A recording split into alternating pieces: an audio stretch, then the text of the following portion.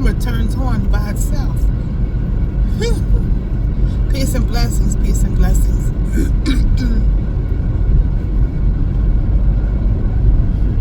So I'm continuing on my journey, research of my family.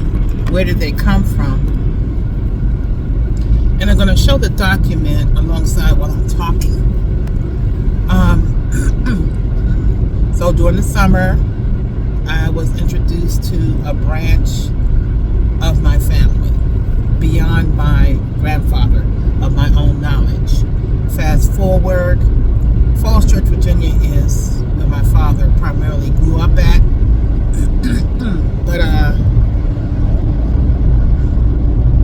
found out that 2 hours from where he grew up is an actual plantation that our family leads back to.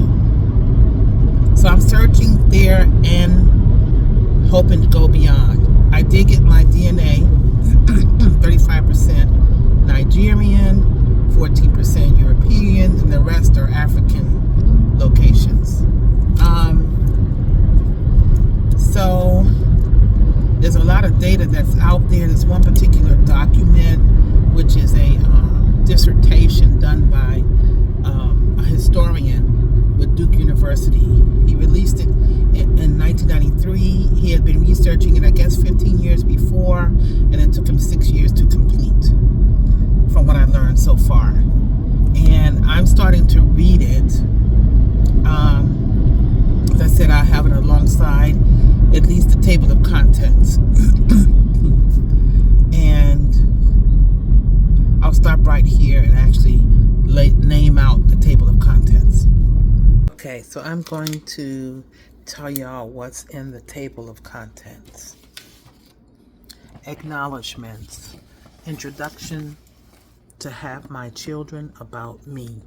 That's a letter from Mary Harrison,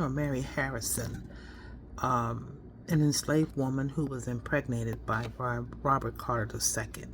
So the plantation is Nominee Hall in Westmoreland County, Westmoreland, Virginia, something like that. And in 1791, Robert Carter III freed his slaves under a law called manumission, gradually every year until he died, even though his family members, when he died, tried to stop it. So he had over 625 slaves that he released over time. And there's a letter from the woman who was impregnated. Robert Carter III's father impregnated her, and she has a letter asking Robert Carter III, can she take her children with her, since she was being manumitted. Chapter 1, Cabins, Quarters, and Mansion, the development of the Nominee Hall estate in Virginia's Northern Neck. Number 2, A Scene of Horror, Almost Unconceivable, the Transatlantic Slave Trade and the Carter Family.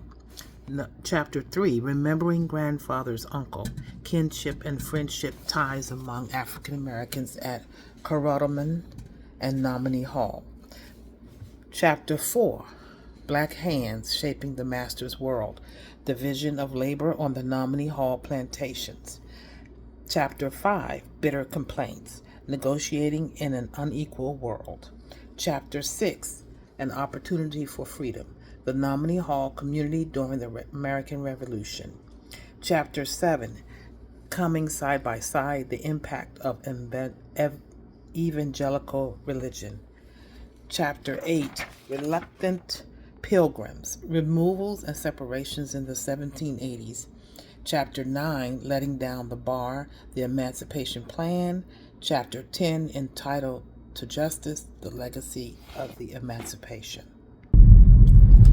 So now we're back. I did read the foreword and chapter 1 and chapter 2. In chapter 1, first of all, this document, all the research that was put together to write it and all the legwork, I commend this professor. I'll put his name up on the screen. And I'm trying to find out how to get in touch so that I could be more open with the document for copyright reasons. But I just want to say, the title of this is Where Are My People From? Which will let me know where I'm from. Here I am. It was only at the age of 65 during the summertime of 2024, just discovering history about my people beyond my grandfather, y'all. And it's because my father kept repeating a particular story, information that he found in Ancestry in 2011. So I'm reading about the events, a significant event. This family is the Robert Carter family. I'm able to read back beyond Robert Carter the First. Robert Carter the Third did something significant in freeing over 625, I think, enslaved people. And my family is in that list. And it was done 72 years before Emancipation Proclamation. Yes, this is, let me just say this, I want to encourage people who have thought about researching your family. If you're not interested, perhaps someone down along your line, like your child, your grandchild, your nephew, your niece. There are close to 100 African American museums now, and believe it or not, they have free programs. The Smithsonian African American Museum, I had my first consultation session, a genealogy session with them on July 29, 2024. I've since introduced another person who was delighted to find out that she can call back as many times as she wants with her research. So that sounds wonderful. And I want to say that our ancestors have gifts for us. The gift is reading about their lives, the context of what was going on. And, you know, our lives don't just start with slavery. So looking past taking in the acknowledgement of the pain, but what better way to honor our ancestors by finding out their names and finding out about their lives as much as possible, so that we can walk more proudly, more affirming, more power, and then collectively work with that moving forward. I believe that we need to have more of a tribal type of connection, small groups, then come together as big groups. We need to do our work.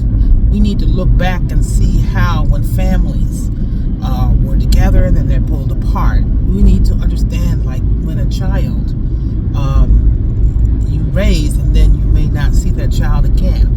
Bringing it to present day time, you children out there, children of all ages, in how you behave with your parents, and you parents out there of all ages, how you work with your children. There were times when we had no choice of whether our children or our parents will be with us. They were literally torn away, and we still represent that energy in our culture. A lot of torn away. We're not together like we are designed to be. We're torn away, but a way to reconnect. And that's why I'm here. I was given a great gift of information, more than I know that many others, according to the genealogist at the Smithsonian. She said, you have more information than many other people. So I've been praying, Creator, what am I to do with this? And all I hear is just continue to read, continue to learn, know it by heart. And it's not even hard to remember by heart because the stories are so incredible. I have one story that I've already put out there about my second great grandfather. I'll put the link below. It's absolutely incredible. And so it refuels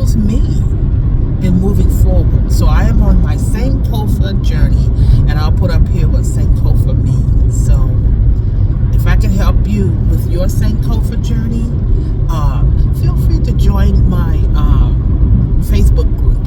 It's called Living an Awakened Life Circle. Living an Awakened Life Circle. And then there, I talk about and assist people that are new to researching your Black family history, your Black genealogy, your ancestry. And then I also am an advocate for healthy Black hair. I'm a solo stylist, and I've been doing protective styling, and particularly for women with hair loss, for 10 plus years. And I've come across some information recently that is activating me to take a different direction with my salon in becoming a toxic-free protective styling salon. So I'm excited to take that turn, but I'm also in advocacy mode of sharing information on why I made that choice, and important information that African American women or women with Afro texture that wear crochet braid styling or wigs with synthetic hair need to know. What else was I? Oh yes, my podcast. My podcast is Living an Awakened Life podcast, and I interview spiritual teachers that can bring to you simple ways to remain in that state of awakening. So I am all about spiritual encouragement, especially for those that are beginning a spiritual awakening or have been navigating, which never ends, or needing to re-harness back in living in a more conscious way. You did it, but you got off track. So my community group is on Facebook, Living an Awakened Life Circle. The link is below for you to join. Right now it's free. What else? And I am a life guide. I'm a spiritual life guide. So I do life guidance readings, general readings, and also for particular areas of life. Been doing that for years, and I'm just opening up my calendar again.